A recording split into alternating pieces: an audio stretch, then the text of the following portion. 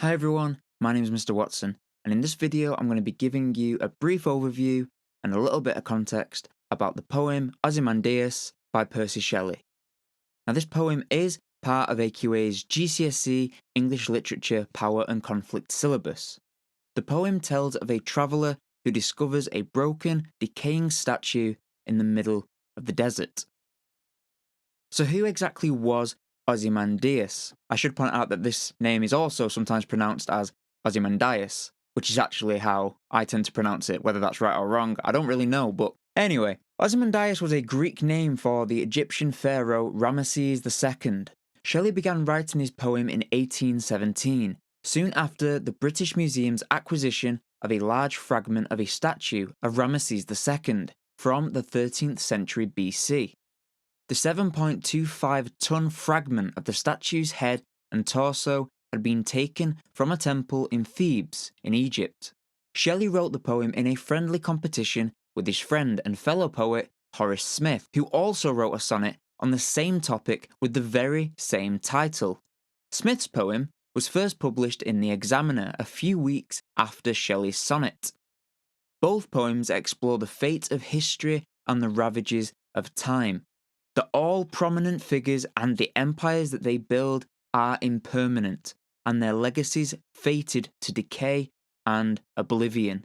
Shelley and Smith chose a passage from the Greek historian Diodorus Siculus, which described a massive Egyptian statue and quoted its inscription, "King of kings, Ozymandias am I. If any want to know how great I am and where I lie, let him outdo me in my work." In the poem, Diodorus becomes a traveller from an antique land. It is interesting that only Shelley's poem has stood the test of time. So if I was to point out some of the key themes in this poem, one of them would be power. For example, the power that Ozymandias believed he would have forever. The power that he had over his people who were suffering under his rule. Another theme is this idea of humanity versus nature. The poem seems to suggest that no matter how powerful you are, no matter how much authority and control you have over others, nature will always have more power, and anything that humanity builds is just temporary, and that nature will one day claim it all back.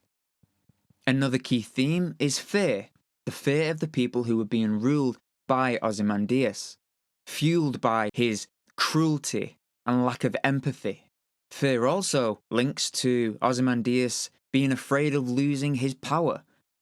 The statue was built in the first place as a means of trying to preserve his power and his authority even after he died, and he believed that building a statue would do that. But over time, the statue eroded, and nature began to take it back, washing away any trace of Ozymandias' power. Arrogance is another theme that is explored in this poem. Ozymandias' arrogance, the fact that he believes that his power will outdo nature's, that he is the king of kings, that he is the mightiest ruler that there has ever been. And yet the irony of this is that all that remains of him is this broken, decaying statue. And if this statue is meant to be a symbol of his power, then that power is broken and it is slowly fading away. Another key theme that is explored here is this idea of decay. Ozymandias' power decays over time. His authority decays. The memories of him as a ruler decay. And one could argue that Shelley is making the point that everything humanity creates will in time decay, because that's just how things are. That's how nature works. And something else about this poem that I found particularly interesting is the line "legs of stone," which is used to describe part of the statue.